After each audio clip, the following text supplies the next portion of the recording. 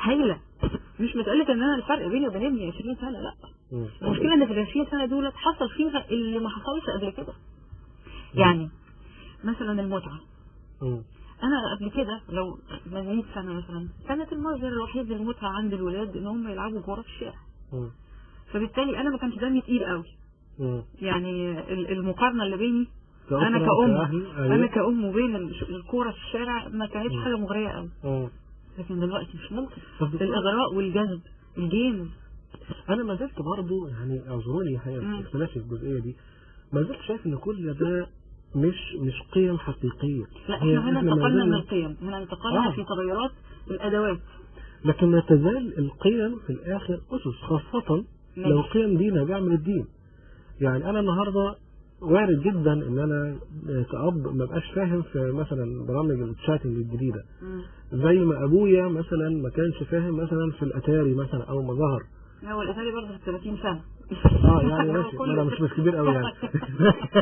لكن عايز اقول دائما وابدا في فرق في الاجيال، لكن ده لا يعني ان ده يهز القيم. لكن انا لازم احط قضيه ان في بالفعل قيم قد تكون اهتزت حقيقيه. يعني احنا حقيقه واحنا بنحضر في الحلقه تطرق الى ذهننا احد الحاجات اللي كانت بالنسبه لنا ملحوظه بشده، وحبيت اسميها مساحه تبجيل وتوقير الابناء للاباء. ده كان في عصري انا شخصيا، انا مش بعتبر نفسي العصر القديم يعني، كان في حاله من التوقير والتبجيل تسمح للاب والام بالتوجيه حتى باجراء هذا التواصل. النهارده البعض بيزعم ان لما شلنا هذه مساحات الكلفه بقى الابن ينادي الابوه باسمه، يا حاج انت ايه اللي مزعلك النهارده. ظلوا ان هذه المساحات ان تبسط هذه العلاقه دي خلت مساحات التواصل اعلى. ايه رايك؟ هل وجود هذه المساحه من التوقير والتبجيل كانت افضل للعلاقه؟ والله انا يمكن تختلف معايا تاني. تمام. انا الحلقه النهارده يمكن تختلف معايا، بس يمكن انا بتكلم من واقع مشاكل بيتنا. انا شايف الصوره بشكل تاني. انا شايفه الصوره انه البيت بقى دمه عمال يتقل وبقى بيبوخ وبقى سخيف جدا اكتر كل يوم اكتر من اللي قبله، وان في اغراءات بره عماله بتتزاين اكتر، فبالتالي الولد طول الوقت عمال بيتشد للحاجه دي. انا شايفه القصه مش قصه تسجيل واحترام ولا مش، وفي بيوت كتيره بتصر ان هي يعني تحتفظ بحكايه التسجيل والاحترام، بس برضه ما فيش تواصل اصلا. يعني تعالى نمشي على بعض، ناس بنحترم بعض يعني زي ما انت عايز، بس في الاخر يعني لا ده ليه علاقه ولا ليه علاقه. لا انا شايفه الصوره كده من اللي احنا بنشوفه. العلاقه الوضع جوه البيت بقى دمه تقيل قوي. مذاكرة. طبعا حضرتك عارف بقى القصة بتاعت المذاكرة والمستقبل والانجليش والكمبيوتر والمجموع. يمكن في بعض الدول زينا في مصر كده الثانوية عامة، معرفش في الدول بره القصة اقل شوية، بس برضو افعل ولا تفعل. يعني في اباء كل علاقتهم بولادهم افعل ولا تفعل، حاجة دمها سم. بينما على الجانب الاخر التواصل عن طريق الشات وعن طريق النت فعلا ممتع، والله ممتع. الجيمز فعلا ممتعة. انا لما بقى الشاب بيدخل بيتشات بيلاقي حد بياخد وبيدي معاه في الكلام، بيحترمه وبيقدره. الالعاب الجديده بتاعت الكمبيوتر حضرتك يمكن تعرف السكند وحاجه زي السكند لايف وحاجه زي الكونكر والتيبيا والحاجات دي، حاجات الابهار الصوره فيها. حتى احنا بندرس في علم النفس وفي الطب النفسي اللي هي تاثيرات على المخ، مش تاثيرات بقى ان هي اللي تخلي واحد نظره يضعف كده، لا، ابهار. يعني ابهار بتعمل حاجه مش هتكلم اكتر من كده، يعني هقول بعدها في الطب بتعمل حاجه بنسميها انها بتخلي الصوره الثانيه باهته. يعني الكمبيوتر بيلمع وبيبرق بالشات وبالجيمز بيبرق، والصوره الثانيه باهته، زي بالظبط ما تاكل حته بسبوسه وتيجي بعدها تاكل جبنه حادقه. يعني وايه والبيت عمال دمه بيتقل. فاحنا حتى اول خطوه بنقولها في الحل لو هنتكلم ده التوسع في الاخر، بلاش البيت يبقى دمه تقيل كده. يعني خلينا انا شخص ظالمين الاهل جدا. معانا محمد عبد العظيم من مصر. السلام عليكم. ازيك يا محمد؟ وعليكم السلام. ازيك يا فندم؟ اهلا محمد. محمد عندك كام سنه؟ 22 سنه، رابعه كليه. 22 سنه؟ اتخرجت يا محمد ولا لسه؟ لا انا لسه رابعه كليه ان شاء الله تعالى. رابعة كلية. أنا فاهم. جامعة الفيوم. محمد إيه رأيك في موضوعنا النهاردة؟ نعم؟ إيه رأيك في موضوعنا النهاردة؟ إيه؟ والله الموضوع بالنسبة لموضوع التواصل هي في بس نقطة خطيرة جدا بتحكم هذا الموضوع، هو إن الآباء دايما أو الأهالي بيحسوا إن هم لهم سلطة، من خلال هذه السلطة لازم يمشوا أبنائهم اللي هم عايزينه أو يتحكموا في أبنائهم زي ما هم عايزين. هو عنده هذه الوجهة أو قد يكون هو مش فاهمها صح، فبالتالي الموضوع ما بقاش واصل.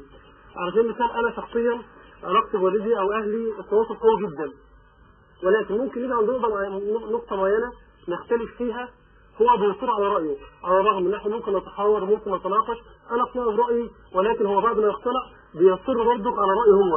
قد يكون هو بقى لان هو شايف ان هو سلطة له سلطة معينة او شايف ان هو اكبر مني سنا، هو لا يعترف بهذا الرأي لانه من هذا المنطلق، على الرغم ان انا ممكن اكون اقنعته او ممكن اكون قدمت له الادله اللي اقنعته بها برأيي وهو ممكن ما كانش عنده الادله اللي يقنعني بيها برأيه هو. فبالتالي بيحصل التواصل قد يكون بيقل او درجته بتضعف، ولكن هو التواصل كده موجود يعني. طب محمد اسمح لي اسالك على حاجه. نعم؟ اسمح لي اسالك على حاجه. طيب. لو افترضنا ان اختلفت انت والوالد في قضيه ما، الوالد مقتنع تماما من خلال خبرته في الحياه، من خلال احساسه كأب ان انت ماشي غلط، بس مش قادر يثبت لك ده، مش قادر يقدم لك البراهين ان انت مقدم على خطأ ما. ايه رايك؟ يعني يعمل ايه هو ساعتها؟ لا هو لو مش قادر اصلا معلش مثلا انا لما بقنعه برايي انا بقدم له الادله، هو بيفكر انه ممكن يصل لمرحله بيقتنع بها برايي وبيعترف هو ان انا قد اكون صح، ولكن هو خوفه عليا او عدم اطمئنانه عليا او خوفه من الطريق اللي انا قد اكون مش طريق معين هو خايف منه او مش مطمئن بيه، هو رفض ذلك تماما رغم انه ممكن يكون مقتنع، ولكن انا بعذره لان عاطفه الابوه او عاطفه الاب دايما بتغلب على ذلك، ولكن بس اللي انا اقصده ان لازم يكون في قدر كافي من النقاش والحوار، ومش مشكلة أبدا إن هو اقتنع هو برأيي، لازم يعترف برأيي بحيث إن أنا أحس بعد كده إن التواصل بيننا هيبقى قوي أو درجته بعد ذلك هتبقى قوية، ونقدر بعد كده إحنا نتواصل على طول الطريق، لأن أنا لو هو اختلف معايا في نقطة معينة وأنا متأكد فيها إن أنا صح وهو رفض إنه ياخد برأيي، أنا أعتقد إن إحنا مش هنتواصل بعد ذلك، لأن أنا خلاص عرفت إن هو له سلطة معينة هو بيستغل هذه السلطة في طريق معين أو في اتجاه معين، هيرفض رأيي تماما، فمش هيكون في طريق أو مش هيكون أنا ليا دافع إن أنا بعد كده أناقشه أو إن أنا عارف نتيجة النقاش ونتيجة الحوار. طيب شكرا جزيلا يا محمد وأفدتنا. محمد معرفش سعيد جدا والله يعني.